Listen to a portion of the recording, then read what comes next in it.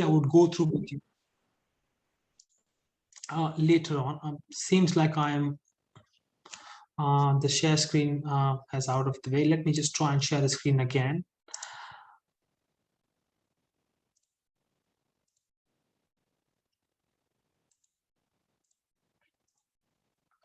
So yeah, and I will go through with the intestacy rules later on as to what the English intestacy rules are. So in essence, what the government is saying is that it's your wealth, it's your estate.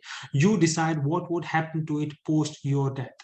If you do not do so, then we would forcefully apply our generic regulations to your estate, and the estate will be distributed as per what we seem, as the government, as the authorities seem fit.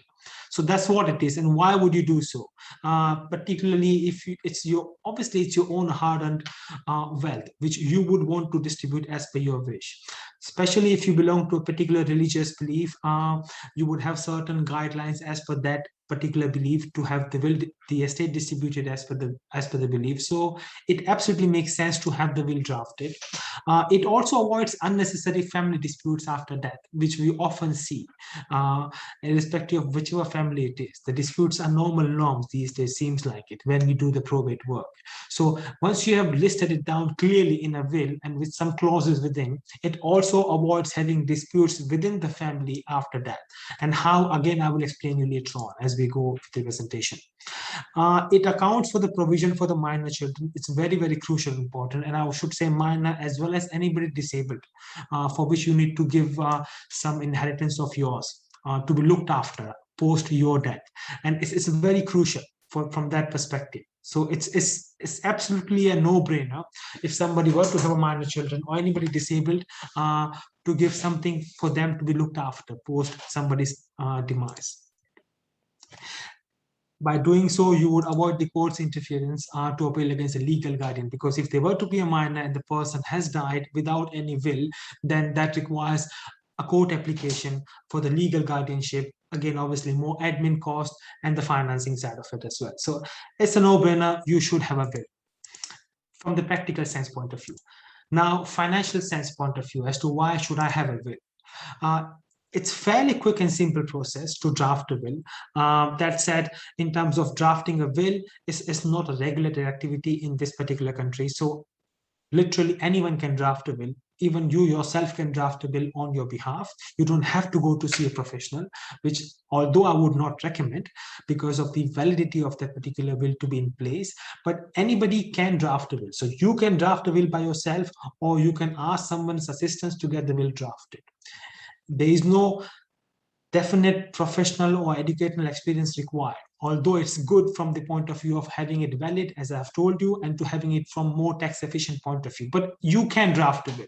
You can just go to Boots, get a will drafting template and get it filled up and have at least something in place rather than nothing. It's a quick and simple process. It's relatively inexpensive, as in I'm yet to hear from anyone who has drafted a will and paid thousands of pounds in drafting a will. I'm yet to hear that.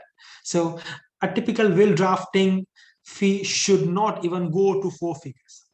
It normally revolves around 3 figures, and those are into the very initials of hundreds and 200s. So it actually makes no sense not to have the will drafted, given the fact that it's relatively inexpensive as well. It doesn't cost us to draft the will, and it's fairly straightforward. And above all, by you drafting the will, it can save you inheritance tax bill as well. How I would again go through with you more forward in the future as I go along with the presentation side. So from financial sense point of view, it's simple and quick process. Doesn't take hours and hours to draft a will. Probably a generic average will would not take more than a few hours. It's inexpensive, and it saves inheritance tax amount on your death. And as you would all know, there's an inheritance tax of 40% if person were to die over and above the nil rate band, which is currently £325,000. So absolutely making sense in terms of financially.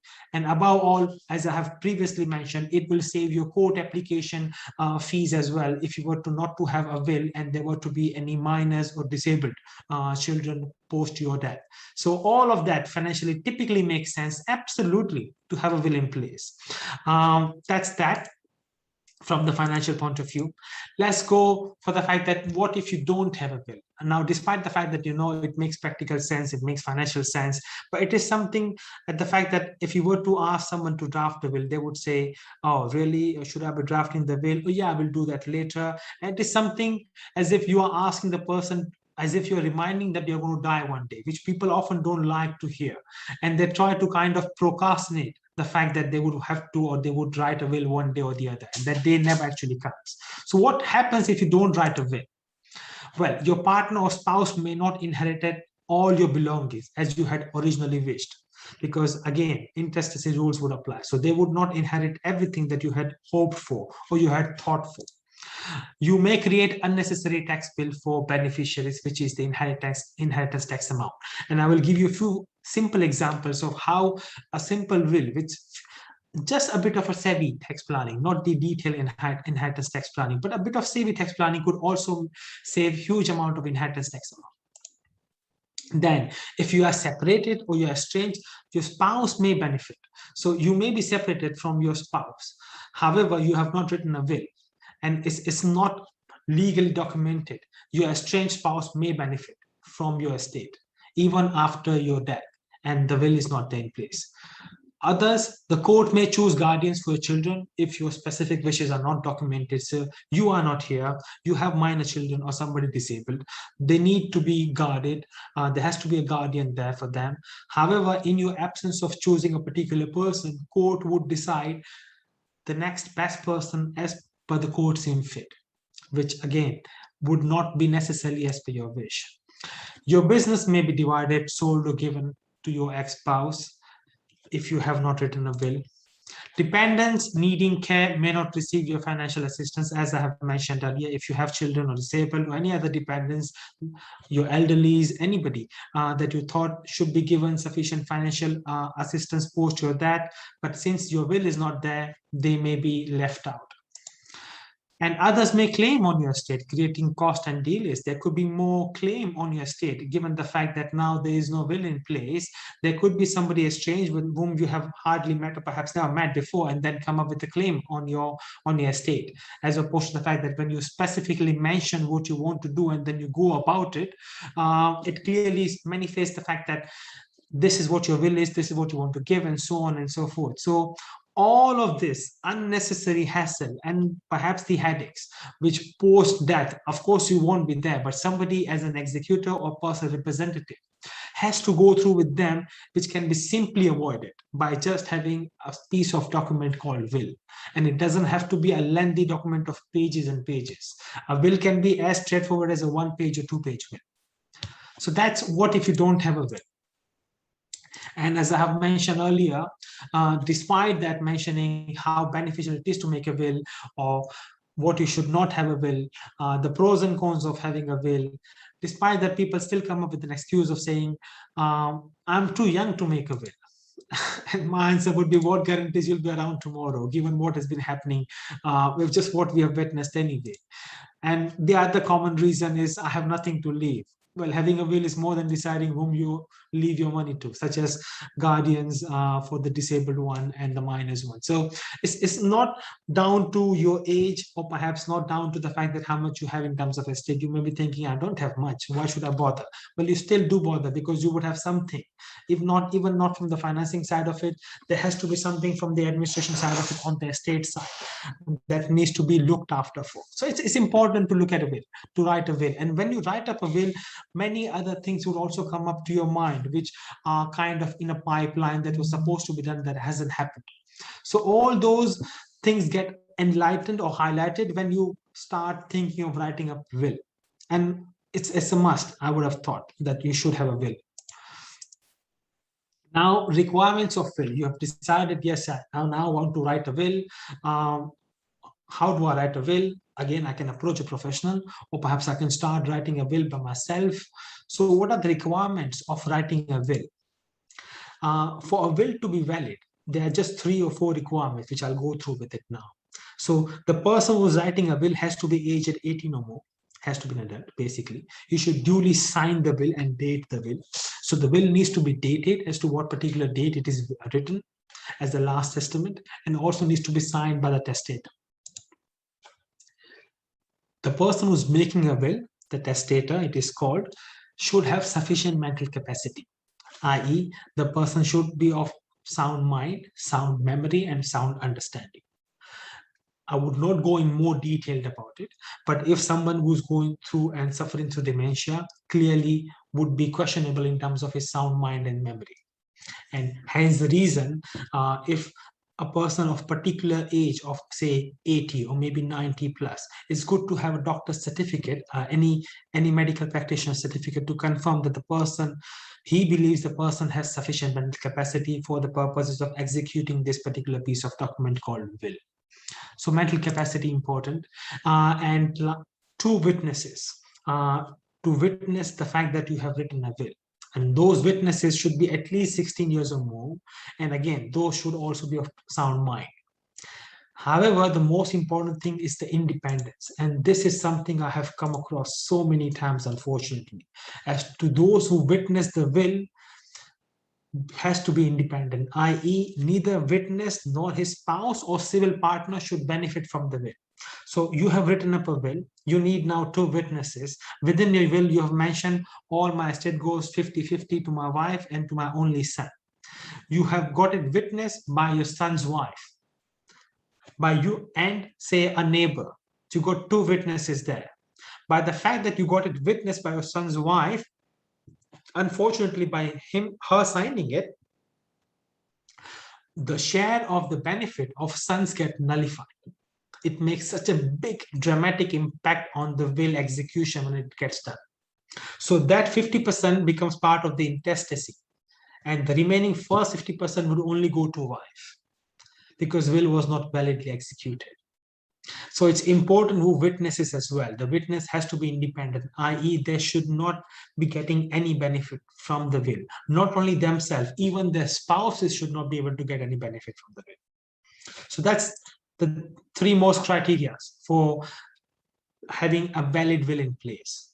And for married couples, a separate will is required for both husband and wife. Often what I've seen is kind of a joint will stating, oh, this is one document for both myself and my wife. It doesn't work that way.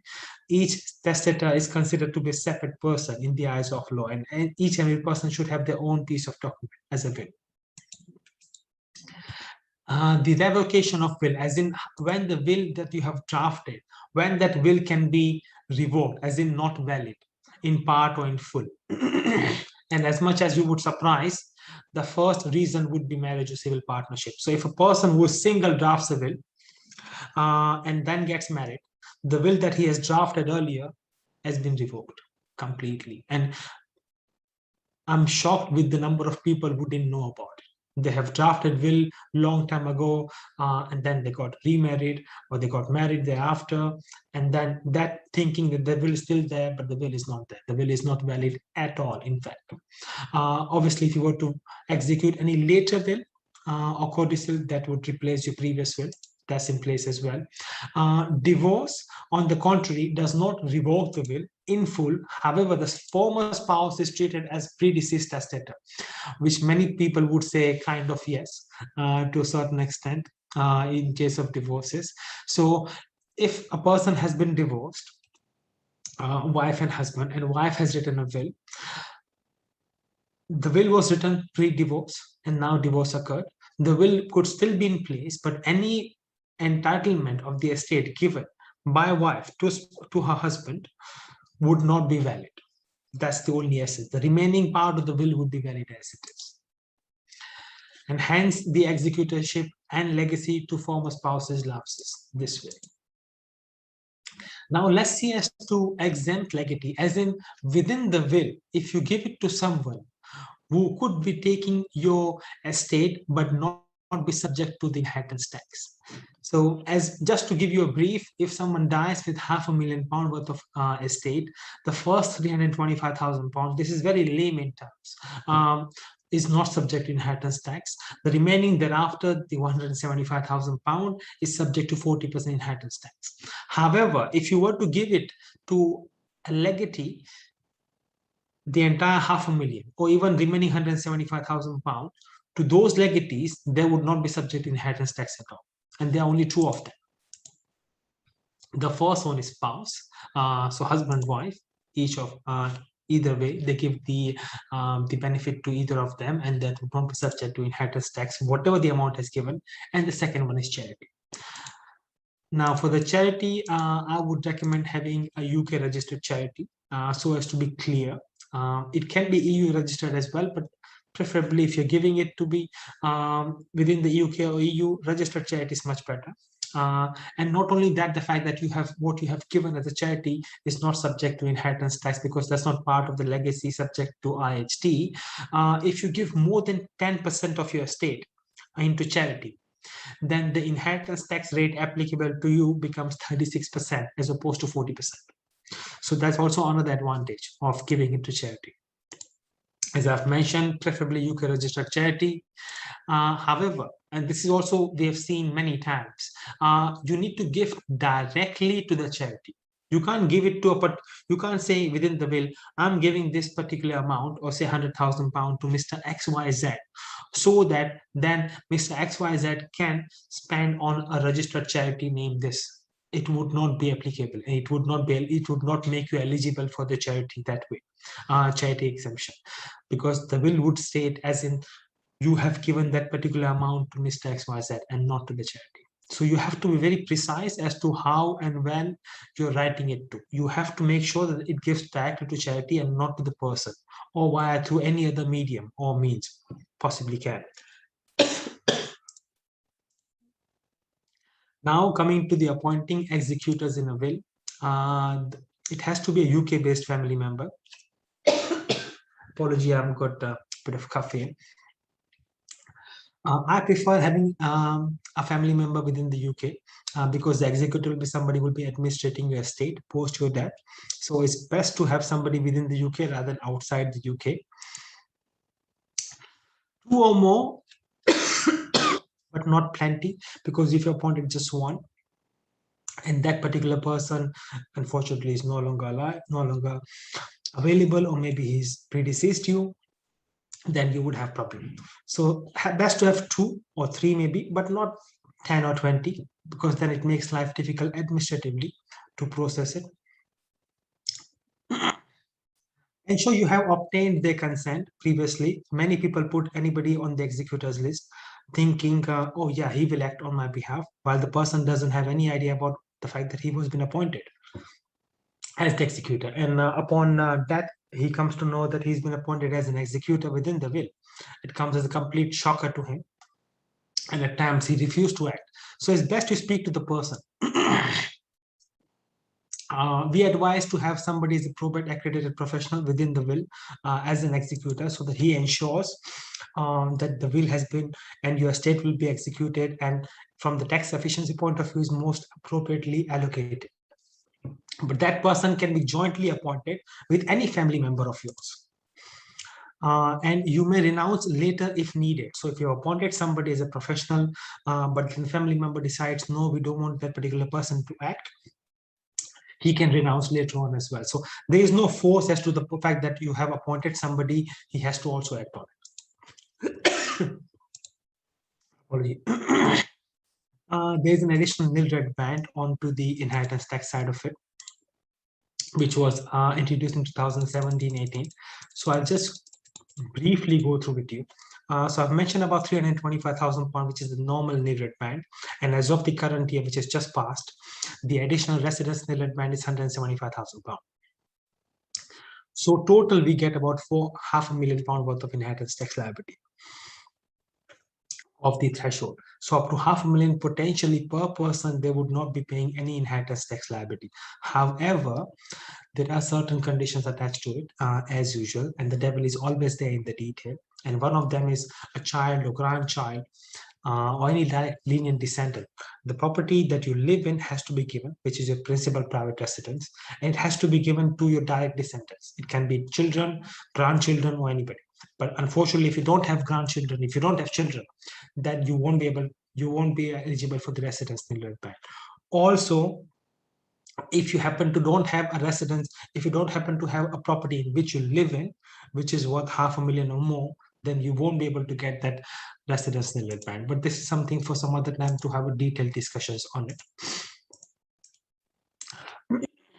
And as I've mentioned, share of home transfer. So if you happen to live in a property worth £500,000, but there's a mortgage on it, and the mortgage is worth £300,000. So in essence, what you're giving is only £200,000. And again, because your estate is only £200,000, which is not more than even £325,000, you would not be eligible to get that £500,000 worth of additional residence nil band. Now, clauses that may be included within the will for the facilitation of smooth execution post-death, which could be individuals omitted from bequeathed. So stating failure to do so is intentional. Say, for example, you were supposed to give it to one of your daughter or one of your child or one of your other family members, but you don't want to give it to them. They might contest stating, oh, he might have forgotten about me. But you would just mention specifically stating, Mr. X, I have not forgotten, but I have not given in my will for a specific reason, intentionally. Thereafter, so that's individual omitted from the bequest. You can also put no contest provision. That means if any of the beneficiary contests in a court for any provision within the will, then they will not be entitled to any benefits under the will. So if you have given to your children 60-40, but you've put the no contest provision. Now, if the 40% child were to put a contesting onto the will stating I should be getting 50, then by him contesting on the will, he would lose his share of the estate from the estate. So it's a good way of having no fights post death. And last but not the least, severability. So if any provision deemed unforeseeable, the remaining will be unaffected and in full force. So as I have argument 6, for example, I've mentioned earlier, somebody drafted the will while he was married, but now he was divorced. So anything that was given to his wife would not be valid. So that part of the will may not be validly executed and it's not enforceable. However, the other remaining parts of the will can still be valid. So that way, the entire will doesn't get invalidated. Only some parts of it gets invalidated for whatever reasons it can be. And the wipeout clause, you can also mention that what if all the beneficiaries are not eligible for, and then where the estate will go to. Now, what is not part of the estate? So if one were to die, what could be considered as not subject to inheritance tax because it was not part of the estate, although his name is there.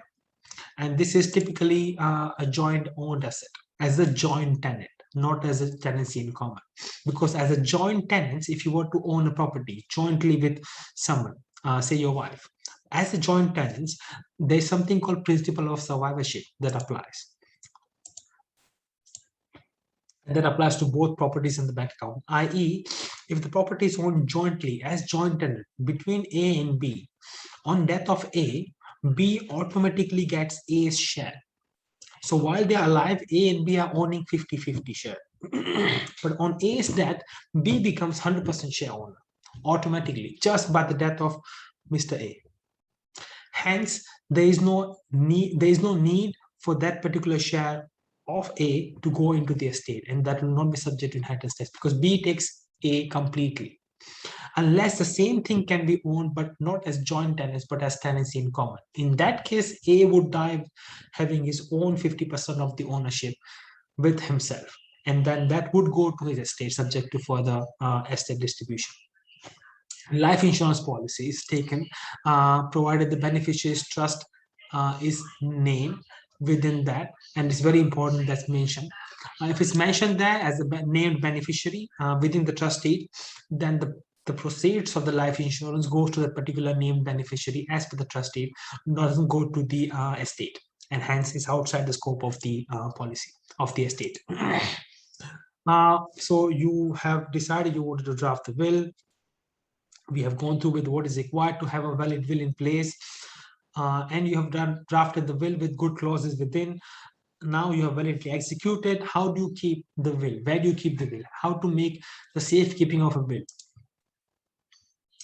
I would say register your will with either certainty. There's a national body called certainty within the UK, or you can register with Land and Probate Registry. And I think they hardly charge £20 or £25 for the registration, which is a one-off fee to safekeep the will so that they can locate where the will is. And that's very, very important. I've seen many people drafting the will. However, they don't seem to have, when the person dies, they don't seem to know where the will is. They don't know where to locate the will, because the person has drafted the will and now it's under his pillow, or maybe under a wardrobe or cabinet, for which nobody has got any clue of. So it's best to have the will written and kept a copy with either any profession such as ourselves, or perhaps register it with London Probate Registry or Search Entry. I think Mr. Gujal is just writing me some messages. Let me just go through with it. Perhaps he's not able to hear me.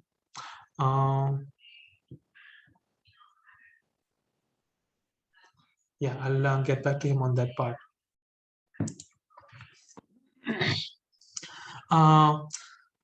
Yeah, as I've mentioned, the only cost is £25.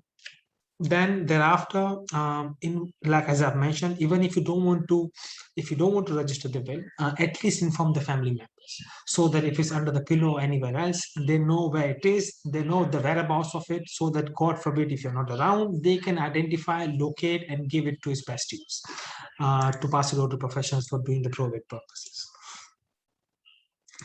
Keep your will updated. I think I'll just answer the question of what Dil has asked me as to the fact that into my previous slide, the residence nil red band, the amount remains £425,000, despite the fact that the increased amount in the RNB keeps on increasing. And that was as an example of why the amount could still remain as £425,000, despite the fact that it keeps on increasing, but requires another example, and I thought I would not bombard you with it. So in essence, it would increase to £500,000, but it can still be £425,000. And while I have touched that topic, I can just give an example of it, i.e., the person who has died has lived in the property worth, say, £400,000. Or say the person has died, has lived in the property worth £600,000. So that's the market value as of the date of death. Now, there was a mortgage on it, and the mortgage worth was about £200,000. So the equity within the property that was given as an estate is worth £400,000. The maximum, the person died in the year, say the person died the day before yesterday. So he would be eligible for the maximum residence nil red band, which is £500,000, because £175,000 in the year 2021, and thereafter plus the £325,000 as well. So £500,000 he would still be able to get it. However, that's the maximum that a person can get, the estate can get. Having the property worth only £400,000 would limit his element to only £400,000. So he cannot have £500,000 if the property itself is only worth 400. He could have £500,000 if the property is worth more than £400,000 or worth £500,000. And the same goes if the property value worth would be 450. The equity would be 450. He would get only 450. It's just that if the market value is 600 and there is no mortgage on it, then he could have the maximum ceiling amount is £500,000, which is £500,000. That's what he's going to get. So that's where the example was, and I had purposely written those figures as to £425,000, and as very rightly corrected and identified, rather not corrected, by Mr. Dil as usual. But yeah, I'll be happy to answer any questions that you guys have at the end. Then you have written the will, you have registered the will or safely kept it somewhere. I would say keep your will updated. Regularly review your will because of the change in the legislation, the tax rules, and so on, and the amount of tax rules that keep changing. We all have witnessed during COVID, whether it's STLT or whether it's any other taxes. National insurance is about to go up, income tax, and so on. Because circumstances, not only just the tax-wise, but also individual circumstances also keep on changing. As I've mentioned earlier, the marital status, you could be single, but now you're married, your will was not valid at all. Or you would have been married, but now you're divorced, you need to revisit your will. You need to redraft your will. Tax legislation, as I've mentioned earlier, and the residence nil red band, as I've discussed that part.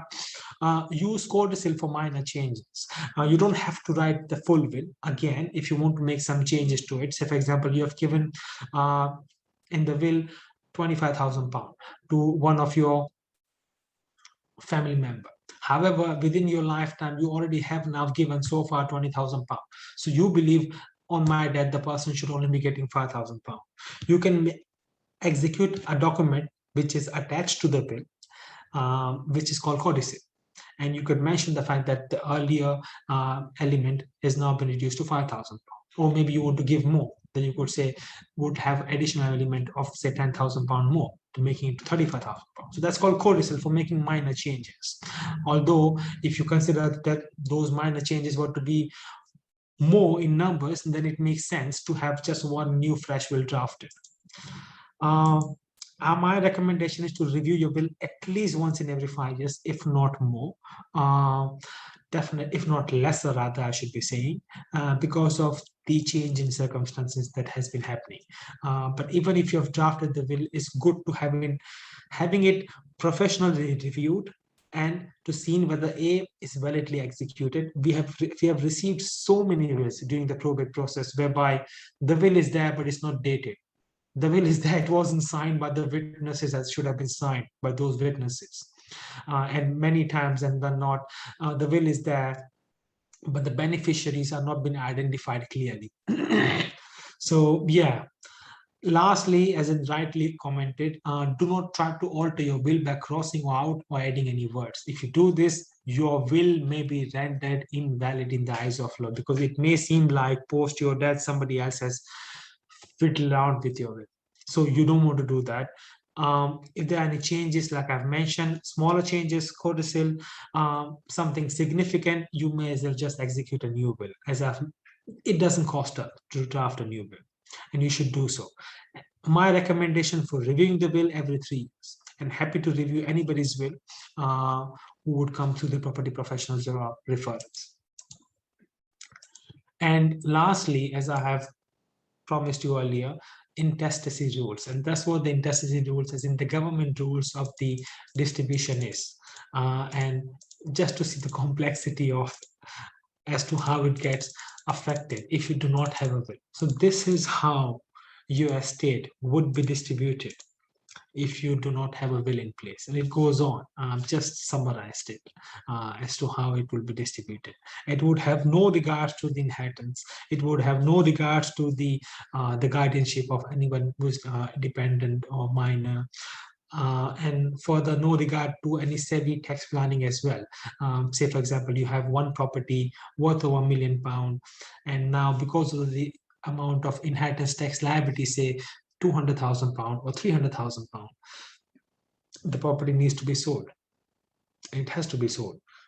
However, if you have drafted the will in a more savvy manner, that could save selling the property and having the inheritance tax liability paid over the period of 10 equal annual installments. So all of that, which can happen and should happen if you could just have a will in place.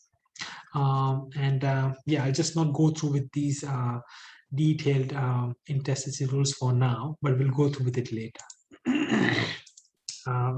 I'm happy to pass over the presentation slides to Dil for passing it over.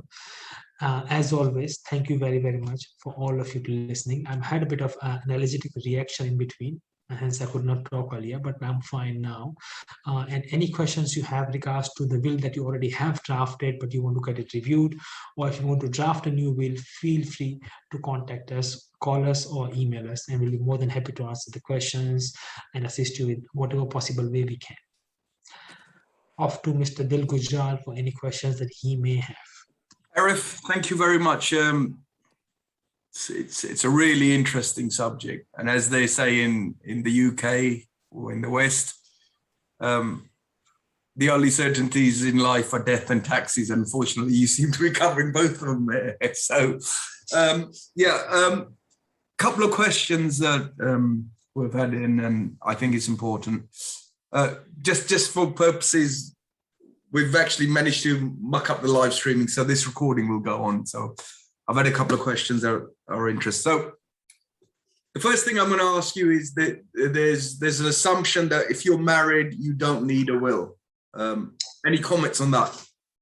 I think I've already explained as to why would somebody think that way. In fact, it makes more sense to have a will in place if you're married. You need to make sure that your spouse is being looked after. Perhaps if you have children, they have to be financially looked after in a manner you want them to be looked after, rather than in a manner the government would decide to go for. So absolutely no. I mean, why would you? In fact, it makes more sense to have a will post-marriage rather than pre-marriage.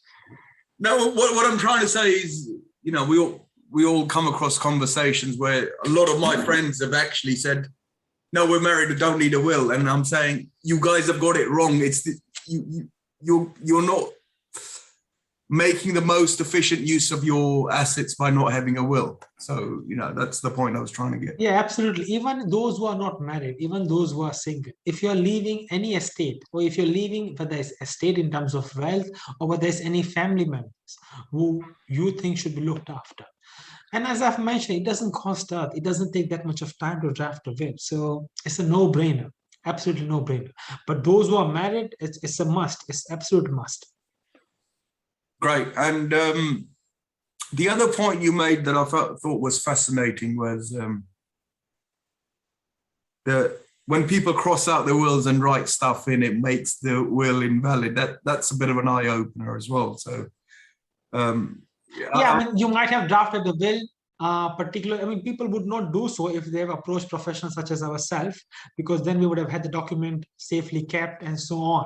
But if it's something who have gone to Boots and bought a template and written a will, and then after 3 months they've changed their mind, oh, I had a tiff with the particular family member, I don't want to give that particular person anymore, cancel the name, doesn't work that way. In fact, it looks very messy, it can be challenging post your death, and yeah. Actually, all I can say is I've seen all. I've seen whiteners. I've seen cancellation. I've seen it all. Yeah. I'm just trying to highlight some of the things you've said. All I can say is people should go back and watch that presentation again, because there's not only just one nugget. There's like low series of nuggets, and you think people. You deal with this on an everyday basis. We just deal with it, I guess, once in a lifetime, or a couple of times in a lifetime. Yeah. The other thing that you talked about was London Probate Registry and logging your will with that, because do they still need an original, or can you log a copy? The way it works is will can only be in one copy as original. That's only one copy that you have executed a will as it is, which is the original copy. And often than not, if we were to execute the will, we would keep that copy, original one, and give a copy to the client, or perhaps client would keep it and we would keep a copy of it.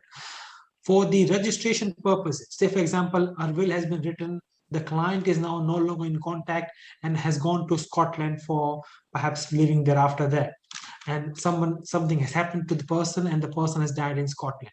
Now, their family members, if they don't know that we are the one who's written the will, and they don't know the whereabouts of the will, then if the will has been registered with a body called certainty, their role would be to identify the whereabouts of that particular will.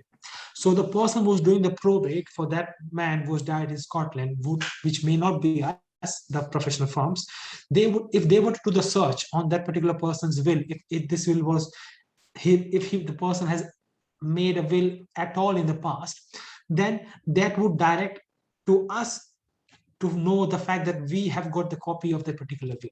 So that's what certainty does. It finds out the whereabouts of at all if there is any will in place for the person who has died. London Probate Registries go one more higher. So with London Probate Registry, you actually give the original will in place. So they have the will in place as it is. If you were to search for the person's name, they would be able to obviously release a document by providing the death certificate, obviously.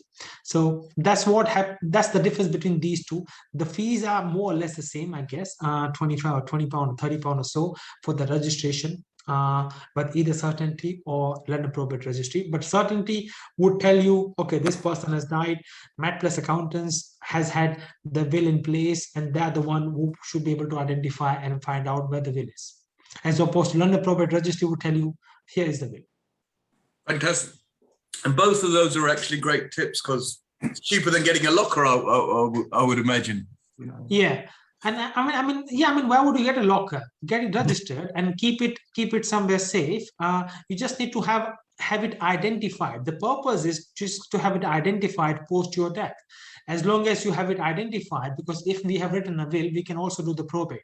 And then when the person were to, God forbid, were to die, their family members knew that we are the ones who had written the will. So it's obvious they would come to us for the probate purpose.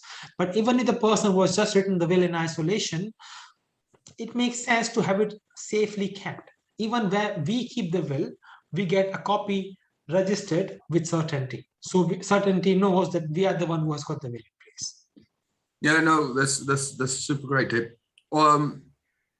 I've got to ask you this question because I'm a bit curious about it. It's probably one of these urban myths. So we all see it on Air Hunters where someone doesn't have a surviving relative. Is it the case that if there's no surviving relative, the money goes to Prince Charles via the Duchy of Cornwall, or is that an urban myth? I had to ask you that one. Now that's as much as it is rare, but it can happen. So again, if the person, this is the question, this question arises if the person has not written a will. If the person has written a will, even if he doesn't have any surviving beneficiaries within the family, he would have somebody, a friend or anybody, a charity that he must have thought he would give it to. So if he's thinking that what would happen post my death and what I have, he would write something, whom does he want to give it to? And that's the best way of having it, because it's your money. If unfortunately the person doesn't write up a will, then as I have just explained you, not explained you really, but just showed you the intestacy rules. That's what applies to. And if the person doesn't have a wife or children or family members or auntie and uncle and brother and sister and half blood and half brother sister and so on, if it passes through all the stages and none of the stages that it passes through it has got any link to, then it becomes bona vacantia. So yeah, it goes to the crown thereafter. But then there's a big process and there's a big industry in between, the fact that where they try to identify any family members related to the person who has died. And as long as they find out through documentary evidence this is the family member of that particular person who has died, that family member would be eligible as per the intestacy rules. But if not, for whatever reasons, then yes, bona vacantia. Right, so it's not an urban myth, it's a fact. Because eventually it has to go somewhere. Yeah, amazing. So government is saying, okay, it's your money, you tell me where should it go, which is will. You have failed to do so, then government is saying, okay, we will go as per what we believe it to be fit, which is this tree of your family membership. Even that fails, then the authority would say, well, thank you very much, because we have given you two options. You have failed on both the parts. So thank you very much. We'll just give it to the second richest person in the country, probably, Prince Charles. Well, it goes to bona vacantia, and then obviously from there on, what happens? Sorry, yeah. Okay. All right. I have a question or a conundrum. Sensible question from you, Srind, obviously. Yeah. In this day and age, people buy property in foreign lands and everywhere else. Now, I've had a case recently where a husband has died and the wife went through probate and everything else. Sort of come through it, except for one property which they had bought in the Middle East, Dubai. Now, the authorities in Dubai are not accepting the probate or anything else. They want them to appear in person in Dubai or somebody in person. Is that what should one do in that case? Yeah, so I mean, what I have mentioned, and I was very specific in terms of this particular presentation of mine is only linked to the England and Wales, not even Scotland and Northern Ireland, because the legislation and of the inheritance will and probate differs from country to country. And hence the reason often than not, people are advised to have a separate will in place in each and every country where you have a property, because the legislation and the jurisdiction in that particular country may be and would be different more often than not than the UK. And having just a UK will may not suffice to have your estate administered in a foreign country. So as UK will would only suffice from the UK inheritance point of view. an inheritance tax point of view. So UK would favorably say, yes, you had a property in Afghanistan worth £2 million. You are UK domicile, you still have to pay the UK inheritance tax. They laughed about it, but yeah, people have got £2 million worth of properties in Afghanistan. No, good luck making that one administered. However, that would not help you administering or selling that £2 million worth of property in that particular country. Of course, that's the problem they're having now, because Yeah, she cannot even sort of put it in her will to pass it on to anybody else. Yeah. So as I have mentioned, properties specific to a country, I personally would have a will in place in that particular country. And if it's an alien country, if it's not a UK, I know in the UK, anybody can draft a will. But again, to have validly executed, I've mentioned to you, maybe in some other countries, the legislation will be to the fact that it has to be only drafted by a particular professional. So it's very important that you know the ins and out of that particular country, and then, yeah, make sure your estates are in affairs in order, so that if something were to happen to you, then they've been looked after. Oh, I bet you most of the people are not aware that they have to have a will. Unfortunately, forget about the foreign country. People are not even bothered about the UK itself, where they have huge amount of wealth, and that's where the problem arises. Oh, thank you. Did you say you need a separate will if you've got a property in Scotland? No, I didn't mention that. You're putting words in my mouth. Sorry. What I mentioned is my presentation is purely for the England and Wales. Okay. Most of the time, if it's obviously because the inheritance tax is for the entire United Kingdom jurisdiction. So I would have thought, as far as the properties within the UK, you should be covered. But the intestacy rules that I have gone through is purely for the England and Wales, i.e. there are separate intestacy rules for Scotland and also for the Northern Ireland. As you all know, there are separate income tax rules for the Scotland and Northern Ireland as well, separate to England and Wales. But having said that, again, within the UK, we are fine.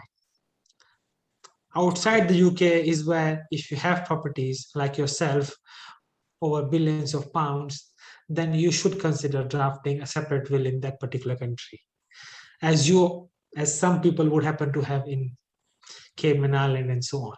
Yeah, let's not talk about that one on here, Arif. Surinder, any more questions? No, that's fine. CG, do you have any questions? No, I was wondering in terms of actually, so when you have a property abroad, do you register it? How do you register it in terms of where does the asset lie? Is that in the country? Like, I'm trying to get my head around having a property abroad, and then, like, if you were to pass away, how would that be treated in terms of all your assets? Would that be recognized in the UK, or would it be something you have to deal with separately in another country? Yeah, so I mean, from that perspective, when the person dies, very briefly, I would mention, and again, I would repeat, outside the UK is not my jurisdiction. But what I would say from the UK point of view is that, say a person dies living a property in a foreign country alongside other properties in the UK. What typically happens as a part of the probate is the valuation of all those properties, a market valuation as of the date of death. Right. So a foreign property, maybe say, what is the value of that particular property in UK pound sterling terms as of a date of death? And that could be, say, £100,000. Now, that is the value that would go for the purpose of estate calculations and for the purpose of calculating the inheritance tax liability. Right. And that is it. It ends there. So now, if that property is worth £100,000 and the person has no other estate, then that's less than £325,000. The person would not pay an inheritance tax liability. But that £100,000 is just part of the already £4 million worth of the estate the person has. Then on that £100,000, there will also be additional inheritance tax liability calculated as it is. But this is where the UK jurisdiction stops. Yeah. Thereafter, it's not the UK's headache to have that property sold or to have that property administered. Right, got you. You are subject to inheritance tax because you're UK domicile. And UK domicile is different to being UK resident. And that is a complete Bible on its own. That requires separate presentation to understand what you mean by domicile, what you mean by resident. But just to give you a brief, the entire taxation system works on the residency, except for only one tax, that is inheritance tax. income tax, capital gains tax, corporation tax, national insurance, all within the UK, all is based on the residency status, whether you're UK resident or non-UK resident. But it's only the inheritance tax which is based on the domicile status, which is where is your permanent home. And like I said, that requires at least half an hour, if not more, of a separate discussion. I would leave it there.